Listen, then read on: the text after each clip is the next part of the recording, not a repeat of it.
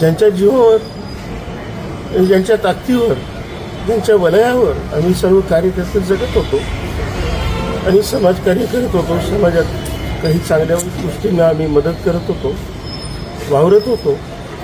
तोच नेता आज आमच्यात राहिला नाही.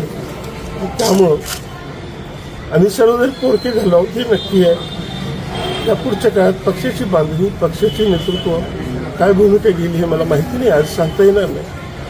पण अजित पवारसारखा एक प्रामाणिक सच्चा नेता या पुढच्या काळात कधीच राजकारणात दिसणार नाही हे मात्र नक्की आहे.